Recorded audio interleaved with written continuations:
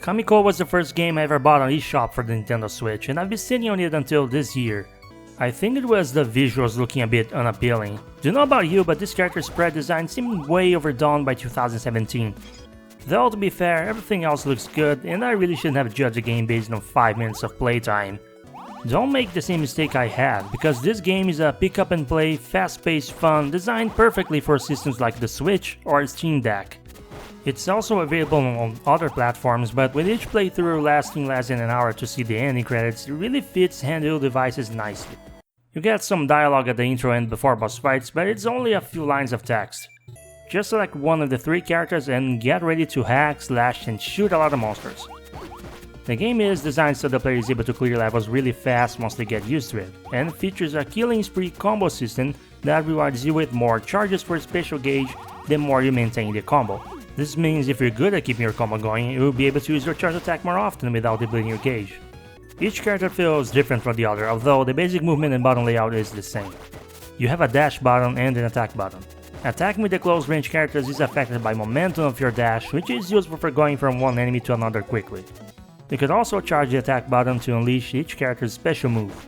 There are 3 characters to choose from, all 3 being Miku, or Shrine Maiden, who gets summoned to the world of the dead to become the Kamiko to unseal gates connecting that world to the human world and vanquish the demons who had them sealed.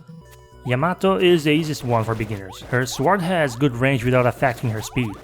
Her attacks are the closest to what the average player would expect from a top-down hack and slash in terms of speed and pattern. Her charge attack is a spinning move. Uzume fights with bow and arrows. She can dash like the others, but her attack makes you vulnerable, so positioning is very important. The danger of being overwhelmed by mobs of monsters gets mitigated by her attack combination shooting more arrows in a cone formation. Her charge attack is a homing shot that spreads to multiple targets. Hinome uses a short sword and a shield. Her sword has a very short reach, and her first attack involves throwing her shield like a boomerang. The shield throw doesn't have the range of Uzume's arrows, and her sword doesn't have the range of Yamato's sword. I'm sure you can guess from that she's by far the hardest character to master. The trick to her is to always be moving.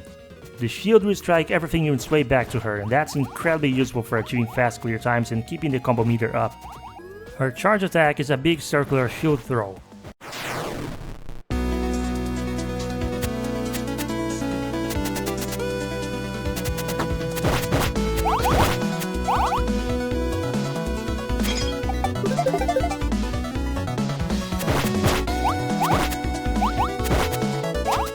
The gameplay cycle involves more than just killing hordes of enemies to some good chiptune music. The goal is to unseal 4 portals, represented by 4 torii spread in 4 corners of each level to unlock the final gate that takes you to the boss. That's right, those red wooden portal looking things you see leading to shrines in Japanese anime and game settings are called torii, or torii gates. You're now 1% smarter than you were before knowing this. Don't confuse torii with torii, by the way, you will be publicly humiliated if you do. And while at it, I should also tell you Kamiko basically means little goddess. There, 2% smarter. You're welcome. Getting to the gates involves solving a series of small puzzles to unlock paths and warp tiles, all while enemies continue to respawn. Unsealing a gate costs some of your special gauge. That's why you're supposed to be constantly killing enemies as you move along.